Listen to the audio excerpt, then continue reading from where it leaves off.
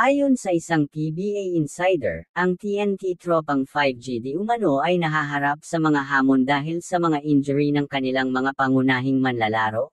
Posibleng magtanggal ang mga ito ng mga player na nasa injury prone na dahil posible sila gumawa ng mga trade sa off-season para sa panibagong season sa PBA at upang makuha ang kanilang panibagong goal, kaya naman narito ang mga player na kasalukuyang nasa injury list.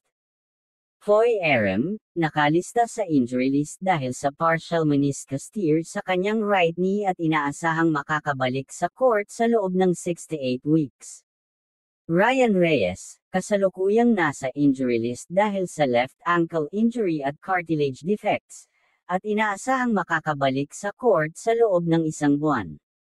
Brian Heruela, nakalista sa injury list dahil sa foot injury na may cartilage defects, at inaasahang makakabalik sa court sa loob ng 6 na buwan. Jason Castro, out for the season dahil sa full-thickness patellar tendon tear sa kanyang right knee.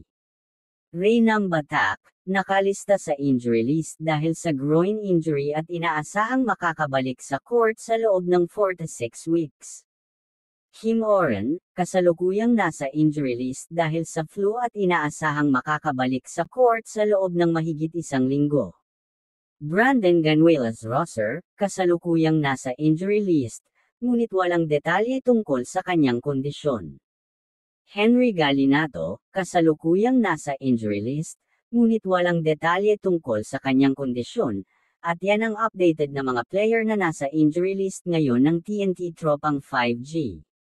At dahil sa mga player nila na may mga injury hindi nga sila nagtagumpay sa pagkuha nila ng Grand Slam kaya naman nahirapan sila sa pagkuha nito. Kaya naman hindi maiiwasan na gumawa ang TNT ng mga trade sa susunod na mga araw dahil na din sa kanilang panibagong goal, kaya aabangan natin yan kung sino-sino ang mga player na bibitawan at tetrade ng TNT tropang 5G.